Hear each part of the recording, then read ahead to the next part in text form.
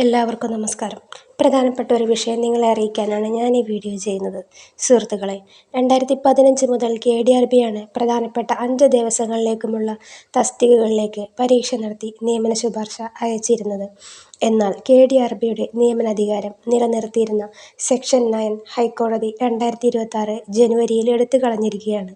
പക്ഷേ ബഹുമാനപ്പെട്ട സുപ്രീം കോടതി ഹൈക്കോടതിയുടെ ഈ വിധി നിലവിൽ സ്റ്റേ ചെയ്തിരിക്കുകയാണ്. ഗുരുവായൂർ ദേവസ്വത്തിൽ താൽക്കാലിക അടിസ്ഥാനത്തിൽ 10-15 വർഷങ്ങളായി ജോലി ചെയ്യുന്നവർ KDRBയുടെ പരീക്ഷാ സമ്പ്രദായത്തെ തന്നെ ചോദ്യം ചെയ്ത് ഹൈക്കോടതിയിൽ നൽകിയ ഹർജിയിലാണ് ഉദ്യോഗാർത്ഥികൾക്ക് തിരിച്ചടി നേരിടേണ്ടി വന്നിരിക്കുന്നത്. നിലവിൽ സുപ്രീം കോടതിയിൽ കേസ് നടന്നുവരികയാണ്. 2026 ജൂലൈ 28-നാണ് സുപ്രീം കോടതി വാദം കേൾക്കുന്നത്. അന്ന് 10ാമത്തെ കേസായി ലിസ്റ്റ് ചെയ്തിരിക്കുന്നതിനാൽ 90% ഹിയറിംഗും അന്ന് പൂർത്തിയാകും എന്ന് കരുതുകയാണ്. അതുകൊണ്ട് ഒരു സീനിയർ വക്കീലിനെ വെച്ച് വാദിക്കേണ്ടി വന്നിരിക്കുകയാണ്.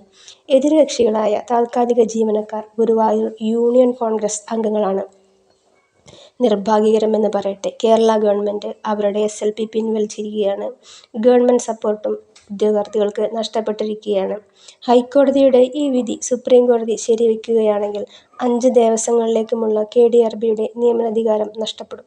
ഒരു സുതാര്യമായ റിക്രൂട്ട്മെന്റ് ബോർഡ് നിലനിൽക്കുക എന്നത് ഉദ്യോഗാർത്ഥികൾ എന്ന നിലയിൽ ഞങ്ങളുടെയും ഭാവിയിൽ നമ്മുടെ പിൻതലമുറയുടെയും ആവശ്യമാണ്.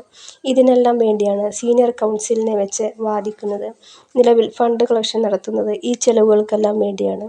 KDRBക്ക് വേണ്ടി സീനിയർ വക്കീൽ അഡ്വക്കേറ്റ് ഗിരി ഹാജരാകുന്നുണ്ട്. ഉദ്യോഗാർത്ഥികളുടെ ഭാവി ഇരുട്ടിലാക്കുന്ന ഈ അനീതി നടക്കാൻ പാടില്ല. രാപ്പകലില്ലാതെ കഷ്ടപ്പെട്ട് പഠിച്ച് ഫീസും അടച്ച് പരീക്ഷ എഴുതിയ ഞങ്ങൾക്ക് നീതി വേണം. ഗുരുവായൂരപ്പൻ കൈവിടില്ല എന്ന് ഉറച്ച വിശ്വാസമുണ്ട്. ഞങ്ങളെ സപ്പോർട്ട് ചെയ്യുക.